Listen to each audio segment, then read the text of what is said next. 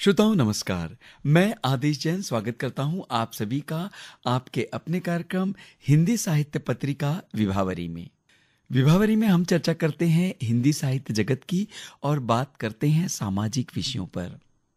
साथ ही हम आपसे रूबरू करवाते हैं उन साहित्यकारों को जो साहित्य की विभिन्न विधाओं के माध्यम से हिंदी साहित्य को समृद्ध कर रहे हैं। श्रोताओं, साहित्य जगत में सबसे महत्वपूर्ण है साहित्य लेखन। साहित्य लेखन विविध विधाओं के माध्यम से किया जाता है, जैसे कविता, कहानी, गजल, लघु कथा, दोहा, हाइकू इत्यादि। इन विधाओं को प्रस्तुत करने की भी अपनी एक कला होती है, जिस कला के माध्यम से इन विधाओं को प्रभावशाली बनाया जा सके। तो आइए सुनते हैं साहित्य लेखन और साहित्यिक विधाओं की प्रस्तुति इस विषय पर नागपुर शहर के जाने माने वरिष्ठ साहित्यकार डॉक्टर सागर खादीवाला से आदेश जैन की बातचीत। श्रोताओं, आज हमारे आकाशवाणी के नागपुर स्टूडियो में आए हैं नागपुर शहर के जाने माने वरिष्ठ साहित्यकार डॉक्टर सागर खादीवाला, जिनसे हम बात करेंगे साहित्य लेखन और साहित्यिक विधाओं की प्रस्तुति इस विषय पर। नमस्कार डॉक्टर साहब। नमस्कार आदेश जी, बहुत अच्छा लगा आकाशवाणी की स्टूडियो में आके। एक बहुत बढ़िया साहित्य सेवा का अवसर आपने प्रदान किया, मैं आभारी हूँ जी। बहुत बहुत धन्यवाद सर। डॉक्टर सागर जी, जैसे कि साहित्य लेखन में जो विविध विधाएं होती हैं, उन विधाओं के बारे में हमारे श्रोताओं को आप क्या बताना चाहेंगे? जी, साहित्य वैसे मुख्यतः दो हिस्सों में बांटा जाता है, एक गद्य और एक पद्य। पद्य की जहां तक एक डिक्शनरी का जो अर्थ होता है, छंदोबद्ध रसमय रचना जिसमें छंद हो और रस हो। गद्य में छंद की समानता होना आवश्यक नहीं है, उसका कहीं तुकबंदी होना अनिवार्य नहीं है। बस चाहे तो गद्य में जैसा भी आपको लिखना है, अब गद्य में भी कई चीजें आ जाती है, लघु कथा, कथा, उपन्यास, व्यंग, नाटक, निबंध, परिचयात्मक, समीक्षा, आलोचना, बहुत लंबा क्षेत्र है गद्य का जी। और पद्य में तो कविता के जितने भी प्रकार हो सकते हैं, चाहे वो गीत हो, चाहे गजल हो, चाहे नज्म हो, चाहे फिर हायकू हो, चौपाई हो, छंद हो, रुबाई हो, दोहे हो, ऐसी बहुत सारी चीजें हैं जो पद्य में आती हैं। और वक्त के हिसाब से इनकी लोकप्रियता में कमी या बढ़ोतरी होती चली जाती है जी। डॉक्टर साहब, जैसे कि पुराने साहित्य लेखन जो होते थे जी और अभी वर्तमान का जो साहित्य लेखन है जी, इसमें आप क्या फर्क महसूस करते हैं? जितना भी मुझको जानकारी है, और जैसा कि आप जानते हैं मैंने पीएचडी भी साहित्य में, हिंदी साहित्य में की है जी। और हिंदी कथा साहित्य मेरा मुख्य विषय हुआ करता था। क्या बात है। वास्तव में मैं कवि हूँ जी। तो इस क्षेत्र से भी जुड़े रहने का मौका मिला और उस क्षेत्र से भी। अब पुराने का अर्थ आप कितना पुराना लेते हैं ये एक अलग बात है, लेकिन पुराने की बात अगर शुरू करें तो बात कबीर और सूरदास से शुरू होती है जी, तुलसीदास से शुरू होती है, फिर अब्दुल रहीम खानखाना से के पास जाती हैं, फिर आधुनिक काल में फिर निराला है, पंत है, महादेवी है, जयशंकर प्रसाद है, और इधर जो होता है इधर फिर प्रेमचंद से बात शुरू होती है। तो उसमें कई प्रकार के नाटक, जैसे अमृतलाल नागर जी भी हो गए और बहुत बड़े भी कितने नाम ले सकते हैं, इसमें कई उपन्यासकार हो गए, कई कहानीकार हो गए, और सब ने अपने अपने क्षेत्र में अपने अपने हिसाब से काम किया है उसमें जी। और आज के साहित्य लेखन के बारे में आप क्या कहना चाहेंगे? हाँ, तब का जो साहित्य था ये सबसे महत्वपूर्ण और ऐसा प्रश्न है जिसका उत्तर बड़ा जरूरी है जी। आप जितना भी प्राचीन साहित्य पढ़ेंगे, चाहे वो सूरदास हो, रहीम हो, तुलसी हो या और कोई भी हो, आप देखेंगे कविता के जो नियम है उसका पूरी तरह से वहां पालन किया जाता था। वैसे ही गद्य में प्रेमचंद जी ने बड़ी लंबी लंबी कहानियां लिखी है, बड़े लंबे लंबे उपन्यास लिखे हैं और वो अखिल विश्व के स्तर तक के लिखे हैं जी। तो जो गद्य लिखा जाता है उसमें तब भी बहुत अधिक ध्यान रखा जाता था। मुख्य चीज होती थी कथा वस्तु जी, उसके पात्र और घटनाक्रम। बिल्कुल। तब नाटकीयता नहीं हुआ करती थी प्रेमचंद जी के समय में, और भी जो पुराने गद्य लिखने वाले थे वहां नाटकीयता नहीं। जैसे चंदा मामा की कहानी है, मेरा सबसे प्रिय विषय चंदा मामा, सीधी सीधी कहानी होती थी उसमें, वही कहानी को आप बड़ा बना दो तो उपन्यास बन जाता था। लेकिन आज गद्य में भी प्रयोग होने लगे हैं, बीच से शुरू करते हैं साहब आप कहानी को जी, एक नाटकीयता के साथ में शुरू करते हैं और फिर बाद में मुख्य जो पहला पैराग्राफ होना था वो कहीं बीच में आता है, अंत में आता है, तो उसमें थोड़ा सा आकर्षण या उत्सुकता भरने के लिए नए नए प्रयोग करते हैं जी। और कविता में भी जैसे कविता मूल जो अपनी जो आधार है, जैसे दोहा, चौपाई, गीत वगैरह या गजल वगैरह हुआ करती थी, तो इनके तो पूरे के पूरे नियम बंधे हुए हैं। अच्छा, चरण बंधे हुए, इतनी मात्रा, इतना ये, उसके एक भी इधर उधर आप हो नहीं सकता। तो वो गजल भी नहीं रहता, दोहा भी नहीं रहता, मुक्तक भी नहीं रहता, रुबाई भी नहीं, चौपाई भी नहीं, कुछ भी नहीं। 16 मात्रा यानी 16 मात्रा होना, 15 या 17 हुआ तो वो नहीं होता है। आजकल ये अच्छा, ये बहुत कठिन काम है ये। इसके लिए एक गुरु की नितांत आवश्यकता है, जो आजकल मिलते नहीं है और न कोई गुरु की तलाश करता है जी। तो आजकल एक नया प्रकार आया है, जिसको आप अभी कहा आपने कि व्यंग्य विधा या हास्य विधा। इसमें तुकांत की आवश्यकता नहीं होती, आप अपने हिस्से जैसा भी लिख लीजिए, बीच में एक आध तुक मिला दीजिए, वो हो गया, लोगों को पसंद आया। तो चाहे आप चुटकुला सुना रहे, चाहे कोई घटना सुना रहे, चाहे कोई एक लतीफा, कुछ भी कर रहे हैं, तो लोग उसमें ताली वाली बजा देते हैं। पहले मैं ये जिम्मेदारी के साथ कहना चाहूंगा कि पहले का जो साहित्य था वो एक गंभीरता को लेकर चलता था। बिल्कुल। आज के साहित्य में गंभीरता का कोई बहुत कड़ा बंधन नहीं है। गंभीरता है, मिलती है आज भी, लेकिन कड़ा बंधन नहीं है। लोग अपने अपने हिसाब से लिखते हैं उसमें। जी, तो हम ये कह सकते हैं कि आजकल जो साहित्य लिख रहे हैं वो नियमबद्ध नहीं है लिख रहे हैं, ऐसा हम कह सकते हैं। नहीं, जो प्राचीन, जो जैसे मैंने बार बार नाम लिया, गजल, दोहा, चौपाई, रुबाई, ये जो होते हैं, इनको तो नियम बने हुए हैं जी। आप इसको बदल नहीं सकते। अच्छा, पहले भी वही नियम थे, आज भी वही है, और आज भी उसमें एक लेश मात्र का भी फर्क नहीं है। और फर्क हुआ तो फिर वो उस विधा के अंतर्गत ही नहीं आता है जी। आज अच्छा, दूसरा क्या होता है, मैंने जैसे कविता की परिभाषा बताई, छंदोबद्ध रसमय रचना, यही तो उसमें छंद भी होना चाहिए। अब छंद में आते हैं तो छंद के पूरे नियम आ जाएंगे उसमें, बिल्कुल, और रस तो होना जरूरी है।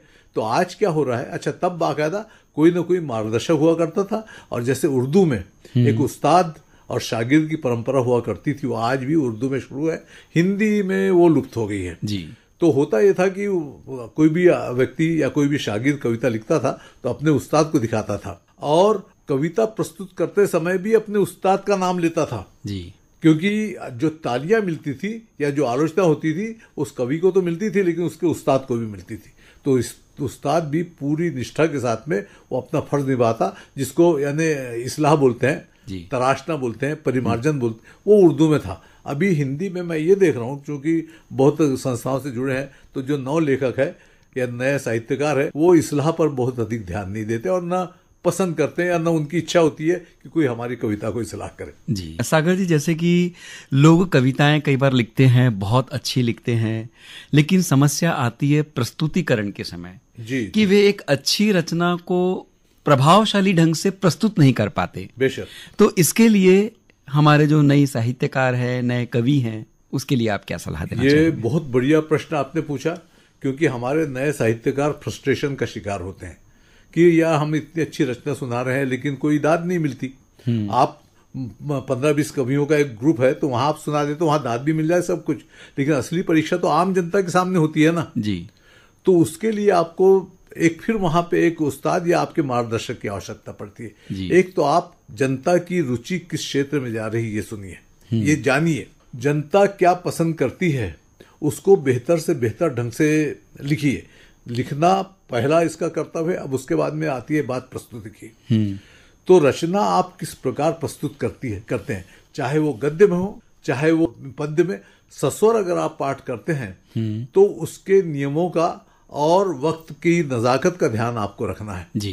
कि मैं इस अपनी कविता, अगर मुझको गेता नहीं है, मुझको गाना नहीं आता है और मैं जबरदस्ती गा रहा हूं, तो मेरी कितनी भी अच्छी रचना होंगी फ्लॉप चली जाएंगी। बिल्कुल। और फिल्मी गीत की तरह उसमें कोई कविता का नाम नहीं, लेकिन उसमें लय है, ताल है, संगीत है, ये है, तामझाम है, तो देखिए लोगों को कैसा याद हो जाती है वो रचना। तो इसलिए वक्त की नफ्स को समझना जरूरी है कि मैं मंच पर क्या सुनाऊं। होता क्या है, आज इतने सारे कवि हमारे क्षेत्र, कोई उनको 100 रुपए में नहीं बुलाता, और एक दूसरा कवि है उसको 1 लाख रुपए देके क्यों बुला रहे भाई बाहर से? क्या उसमें हीरे तो नहीं जड़े हैं, लेकिन उसमें एक अपील है जी। जब भी वो बोलता है तो तालियां। तो ये धीरे धीरे हमको इतने 50 साल के सफर में समझ में आया कि आपकी हर 2 पंक्ति के बाद में ताली मिलना जरूरी है, और ताली तब मिलेंगी जब ताली बजाने वाली कोई चीज उस ढंग से आप प्रस्तुत करेंगे तो जनता बरबस ताली बजाएंगी, और वो आज के कवि की सफलता हुआ है। फिर आप कितना अच्छा लिखते हैं, क्या करते हैं, ये बाद में आता है। अगर जनता वाली बात करो, जनता के बीच में नहीं जाना है, तो आप अखबारों में छापिए, अब अखबार भी कम हो गए, तो केवल एकमात्र जो सहारा रह गया वो मीडिया। अब मीडिया में होता यह है कि जैसे मैंने कुछ लिखा, आप मेरे मित्र हैं, या आपने कुछ लिखा, मैं तो आपको प्रसन्न करने के लिए मैं उसको लाइक कर देता हूँ। मैं ये नहीं बताऊंगा, आप ये मुझको नहीं बोलेंगे कि खादी वाला यार ये रचना, ये थोड़ा मामला गड़बड़ लग रहा है, ऐसा आप कभी नहीं। आप सिंपल लाइक या बहुत अच्छा, आप भी लिख रहे हैं, मैं कर रहा हूँ, तो कवि जरा सा भी अपने ऊंचाई बढ़ा नहीं पाता उसमें जी। तो वो निंदक नीरे राखी वाली बात है ना, तो कोई ना कोई आपका आलोचक आपके पास होना जरूरी है साहित्यिक क्षेत्र। बिल्कुल बिल्कुल, ये बहुत महत्वपूर्ण बात कही आपने। और डॉक्टर साहब, यदि बात हो रही है तो प्रस्तुतिकरण की बात हो रही है, तो जैसे कि आपने अभी बताया कविताओं के बारे में, तो उसी तरह से लघु कथा जब हम प्रस्तुत करते हैं तो उसके बारे में हमारे श्रोताओं को बताइए। हाँ, अभी पिछले बार भी एक लघु कथा कार्यक्रम हुआ था, उसमें मैंने लोगों को बताया, देखिए कथा एक तो उपन्यास, एक दीर्घ कहानी, लंबी कहानी जी। एक कथा यानी कहानी, और एक लघु कथा। तो इसमें नियम यह है, सबसे पहला लघु कब होगा, वो जब उसमें डिस्क्रिप्शन कम होगा जी। अब मैं समझो एक लघु कथा लिख रहा हूँ और मैं बताऊं कि भाई मैं घर से निकला और आकाशवाणी आ रहा था, तो मैं उसमें बताऊं कि यहाँ ये हो गया, उस रास्ते में एक्सीडेंट दिखा और पेड़ गिर गया था और बारिश आ रही, तो फिर मेरी लघु कथा नहीं रहेगी, वो कहानी, क्योंकि उसमें डिस्क्रिप्शन। वैसे ही व्यक्तित्व का चरित्र भी अगर आप उसको डिस्क्रिप्शन देंगे तो लघु कथा नहीं रहेगा जी। आपके जो भी वाक्य लिखते हैं किसी के भी बारे में, तो कुछ ऐसा वाक्य लिखे कि उसमें उस व्यक्ति का चरित्र, उसकी मानसिकता, उसके कार्य पूरे के पूरे एक लाइन में आ जाए। यानी आपको बहुत ज्यादा एक लाइन में बात कर देंगे, 6 लाइन लिखना नहीं पड़ेगा। और लघु कथा का अर्थ ये है कि लघु, अब कोई 2 पेज की लघु कथा होती नहीं है, 2 पेज की तो कथा होती है, 1 पेज की बिल्कुल कम से कम पंक्तियों में अगर कोई बात आप बोल दें, और बहुत अच्छी अच्छी आजकल लघु कथाएं लिखी जा रही है, तो उनसे मेरा ये निवेदन है लघु कथा लिखना कि पहले आप 150 लघु कथाएं पढ़ ले, आपको समझ में आ जाएगा कि लघु कथा क्या होती है। ये बहुत महत्वपूर्ण बात कही आपने कि पहले कब पढ़े और उसके बाद में लिखे तो आपकी जो लेखन है उसमें निखार आएगा। बिल्कुल बिल्कुल। डॉक्टर साहब, ये तो बात हुई लघु कथा की। अब हम बात करते हैं गजल की, कि गजल को किस अंदाज में प्रस्तुत करें कि वो गजल प्रभावशाली हो जाए। क्या बात है साहब, ये इतना कठिन प्रश्न पूछा है आपने। एक तो गजल लिखना ही, गजल हम तो हिंदी बोलते हैं, गजल लिखते हैं, उर्दू में कोई गजल नहीं लिखता, उर्दू में गजल कही जाती है जी, कहता है गजल। तो इसका एक बड़ा गंभीर अर्थ होता है, क्योंकि वहां पे जो वजन मिलाया जाता है, वजन वो हाथ से तौला नहीं जा सकता, मात्राओं से तौला नहीं जा सकता, वजन आपके उच्चारण में झलकता है। क्या बात है, बहुत सुंदर बात कही आपने। और गजल के कुछ बहरे यानी आप बता दूं, यानी खाके होते हैं, खांचे होते हैं जी, उसमें फिट करना होता है आपको शब्दों को, और ऐसे शब्दों को इस तरह फिट करना है कि उनकी जो रसात्मकता है उसमें तनिक सा भी व्यवधान ना आए जी। तो ये गजल लिखना मैं समझता हूं मेरे नजदीक सबसे कठिनतम विधा गजल लिखना है साहब जी। वो उसमें लिखिए आप, पूरा वजन में बराबर होना चाहिए, नहीं तो सीधा जो उस्ताद है ना बोले काय की गजल है, अरे ये तो ऐसी ही है अनाड़ीपन की लिखी हुई, इसमें बहुत इस्लाह की तलाश। अच्छा, गजल तो आपने लिख ली, और गजल में भी एक बहुत बड़ा सीमा यह है कि आपको 2 पंक्तियों में यानी एक शेर में पूरी की पूरी एक कहानी या पूरा एक उपन्यास डालना है जी। पूरा एक दर्शन प्रस्तुत करना है 2 शेरों के बीच में जी। अब ये शेर भी आ गया आपको लिखना, माहिर हो गए आप उसमें।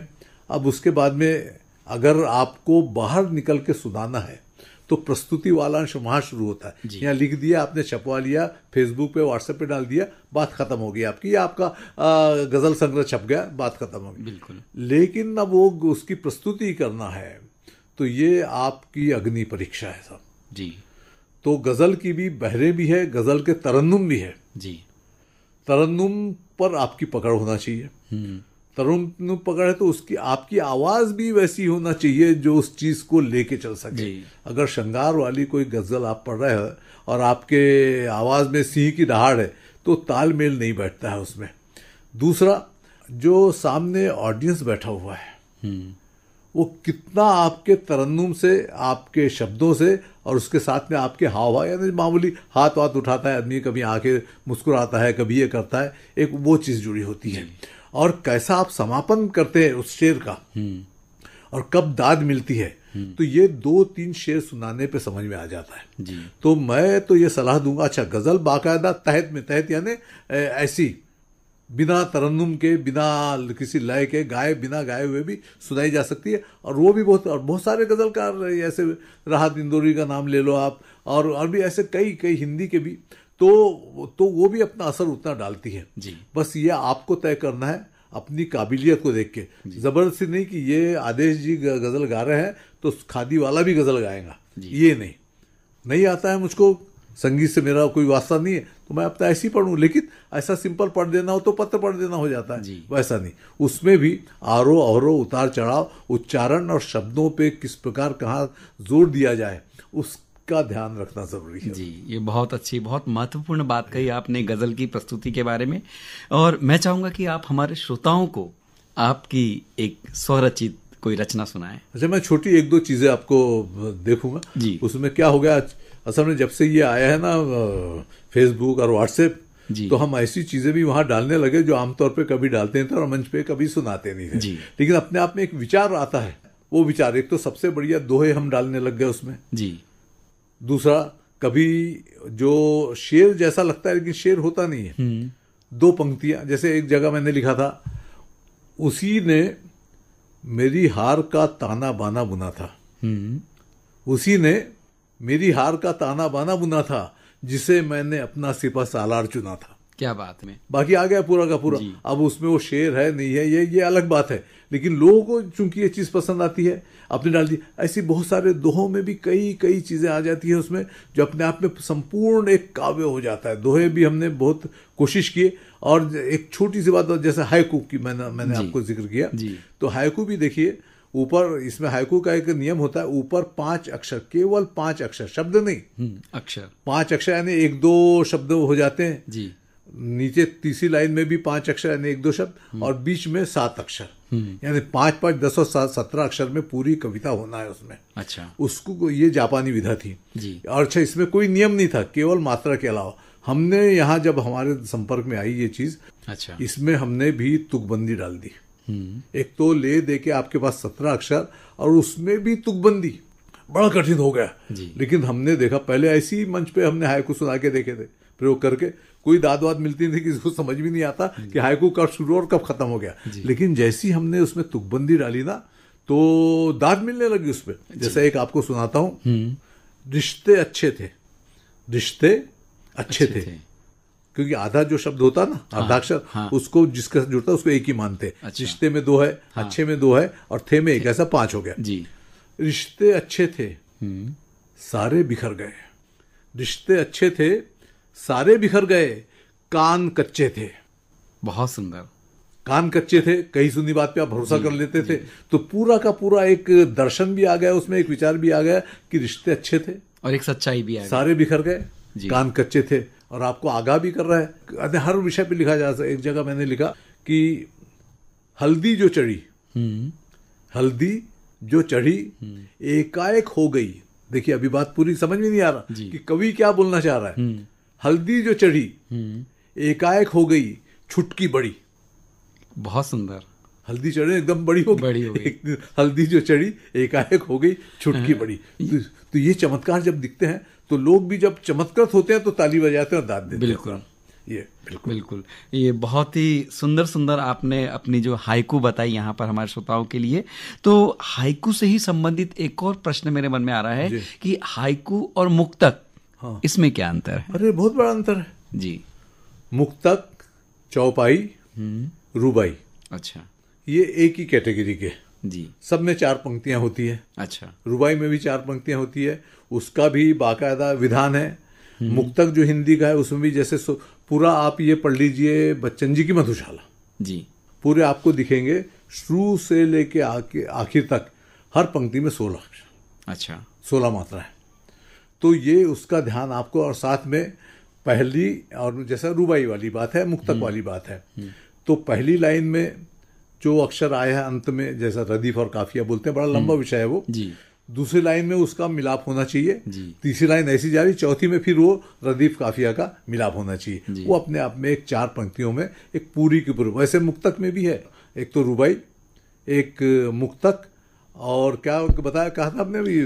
मैंने मुक्तक और हाइकू में क्या फर्क? नहीं, हाइकू तो बस हाइकू में 17 शब्दों का खेल है, लेकिन रुबाई, मुक्तक और चौपाई चौपाई, हाँ। रामायण जो लिखी गई है, आप तुलसीदास जी का पूरा उठा लीजिए साहब जी। एक मात्रा का फर्क नहीं दिखेगा इधर से उधर तक। और ऐसी ही दोहे में भी है, बड़ा कठिन है दोहा कहना और ज्यादा कठिन, लेकिन इसका भी असर बड़ा जानदार होता है। दोहे में ऐसा है, 2 ही पंक्तियों में बात करना है, उसके 4 यानी 4 टुकड़े, पहली लाइन के 2 टुकड़े, दूसरी लाइन के 2 टुकड़े, यानी पहला चरण, दूसरा चरण, तीसरा चरण, चौथा चरण। तो इसमें पहला चरण में 13 मात्राएं होती है, दूसरे चरण में 11 मात्राएं होती है। अच्छा। फिर इधर पहला चरण होता है, उसमें तीसरा, जिसको तीसरा चरण बोलते हैं, उसमें 13 मात्राएं, और बाद में जो दूसरा चरण होता है उसमें 11 मात्राएं।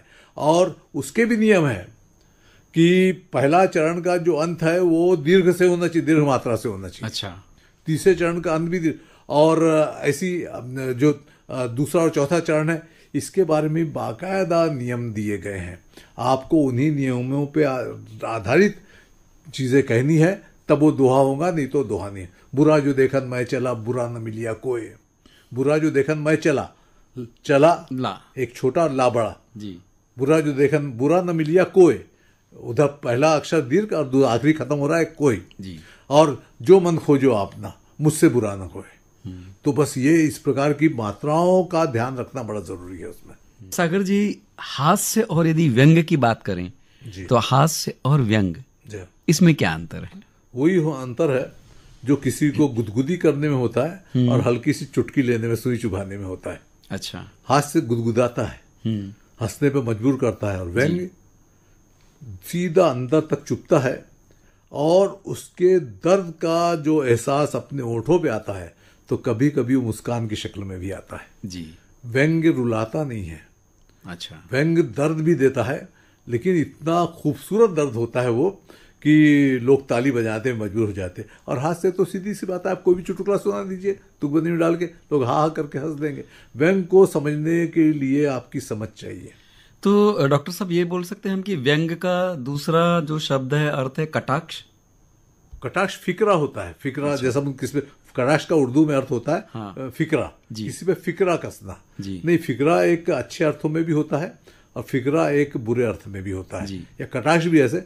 आपका अगर कोई नजदीकी मित्र है तो मजाक में किया गया कटाक्ष हंसी लाता है चेहरे पे, और उसको तकलीफ देने के लिए किया गया कटाक्ष उसको तकलीफ देता है, अच्छा भी नहीं लगता। लेकिन व्यंग जो है, व्यंग का नाम ये कि कोई बात व्यंग्य रूप में कही जाए और ऐसी कही जाए कि जिस पे किया जाता है ना उसको भी अच्छा लगे जी।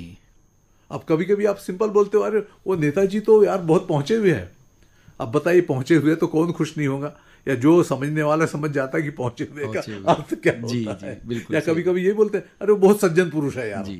तो कभी यानी आप बता रहे कि वो मूर्ख आदमी है, उससे बात करके कोई फायदा नहीं, या वो हमारी बात समझ नहीं पाता। बिल्कुल। तो व्यंग ये यहाँ पे बस समझने वाले उसकी तीक्ष्णा और वो पॉइंट को समझ ले तो व्यंग वहां पे सार्थक हो जाता है। डॉक्टर साहब, ऐसा लग रहा है कि आपसे साहित्यिक चर्चा करते रहे, लेकिन वक्त इजाजत नहीं दे रहा है। और मैं चाहूंगा कि आप जाते जाते हमारे साहित्यकारों को, नए साहित्यकारों को क्या संदेश देना चाहेंगे? ये भी एक बहुत महत्वपूर्ण संदेश देने वाली स्थिति में तो खैर मैं हूं नहीं, और न जिनको संदेश दिया जाता है कोई संदेश सुनना पसंद करते हैं। हकीकत तो ये भी व्यंग है अपने आप में। जी बिल्कुल। मैं 2 चीजें कहना चाहता हूं जो मैं देख रहा हूं, जो एक प्रकार की बुराई है, उससे केवल बुराई नहीं, एक विकृति की हद तक की बुराई है। देखिए, हर व्यक्ति जिस क्षेत्र में भी काम करता है पद और प्रतिष्ठा चाहता है जी। लेकिन मैं आपको एक बड़ी गंभीर बात बता रहा हूं, मैंने कोई संस्था बनाई या मैं कोई ऐसे ओहदे पर हूं जहां पर मैं किसी भी छोटे से साहित्यकार को भी उस पद पर आसीन कर सकता हूं जी। पद मिल गया साहब उसमें। प्रतिष्ठा तो जनता देती है, पब्लिक देती है, साहित्य प्रेमी देते हैं। बिल्कुल। पद देना, आज मैं कोई बहुत बड़ी अकादमी का सदस्य बना दिया जाऊं तो मैं हालांकि मैं उसके योग्य नहीं था, मुझसे ज्यादा बड़े योग्य ना अपने शहर में मौजूद है, लेकिन उन्होंने जिसको बनाना था बना दिया। तो पद तो मिल गया थोड़े समय के लिए, लेकिन प्रतिष्ठा मिलती है क्या? प्रतिष्ठा तो जो एक ना ऐसी मामूली कवि है बेचारा जो कोई पद पे नहीं कुछ नहीं लेकिन लोकप्रिय है, तो उसको प्रतिष्ठा। दूसरा एक और जिसको मैंने विकृति कहा, क्या है, कवि ये इनके प्रकार पद प्राप्त कर सकता है, ये इनके प्रकार प्रतिष्ठा प्राप्त नहीं कर सकता, लोगों का स्नेह प्राप्त नहीं कर सकता, लोकप्रियता प्राप्त नहीं कर सकता। ये तो जनता ही देती है। अपनी साहित्य की बात हो रही तो साहित्य प्रेमी दे सकते हैं। दूसरा एक बात और बताऊं, डिग्रियों का और पदवियों का आपके कला से या आपकी कलम से कोई लेना देना नहीं है जी। सूर से लेके तो कबीर तक पढ़े लिखे नहीं थे जी। कोई डिग्री नहीं थी इनके पास में। जी। आज हो ये गया है कि जिनके पास में कुछ नहीं है, और जैसे एक डॉक्टर की डिग्री है, मैंने पीएचडी की, मुझको 8 साढ़े 8 साल लग गए साहब जी। आज हो ये रहा है कि लोग धड़ल्ले सबके नाम के आगे विद्या वाचस्पति, साहित्य शिरोमणि, ये डिग्रियां बिक रही, जो मामूली छोटी मोटी संस्थाएं हैं तो ये डिग्रियां बेच रहे, लोग धड़ल्ले सब नाम के आगे लगा रहे। अरे उससे क्या होता है? मुझको कोई विद्या वाचस्पति बोल, विद्या की क्या चीज होती है? और कोई जिसको हिंदी ठीक से लिखना भी नहीं आ रहा है, वो साहित्य शिरोमणि की डिग्री अपने नाम के आगे लगा रहा है और उसके मित्र उसको प्रसन्न करने के लिए बोल रहे हैं। तो ये इनसे बचना चाहिए। ये आडंबर है, जबरदस्ती की खरीदी हुई चीजें हैं, इससे किसी का भला नहीं होता। कोई किसी साहित्यकार को किसी कबीर के नाम के हम कोई डिग्री लगाते हैं? या अब्दुल रहीम खान खाना जो जैसा सैकड़ों साल में एक व्यक्तित्व पैदा होता है, उसके नाम के आगे डिग्री लगाते हैं? तुलसीदास के नाम के आगे कोई डिग्री नहीं लगाते हैं। जो तुलसी तुलसी है, कबीर कबीर है, रहीम रहीम है, इनके लिए किसी चीज की आवश्यकता नहीं। तो ये जो झूठी डिग्रियां, झूठे शान है, इससे बचने की कोशिश करना चाहिए और गुटबंदियों से दूर रहें। जो भी अपना काम करना है, पूरा ध्यान अपने सजद के ऊपर केंद्रित करें और परिमार्जन करें जी। बस मेरा ये कहना है, हमारे पंडित जी कहा करते थे, 100 कविता पढ़ो तो एक कविता लिखो, 100 लोगों को सुनो तो अपनी एक कविता सुनाओ। कुल मिला के उनका यही कहना था कि पहले जिस चीज में आप लिख रहे हो उसका 100 दूसरे लोगों का अध्ययन करो, तो धीरे धीरे आप खुद भी मंचते चले जाओगे, तब आपको शायद कोई गुरु की आवश्यकता नहीं पड़ेगी। बस लोगों ने पूरा ध्यान अपनी कलम और अपने सृजन पे केंद्रित करना चाहिए।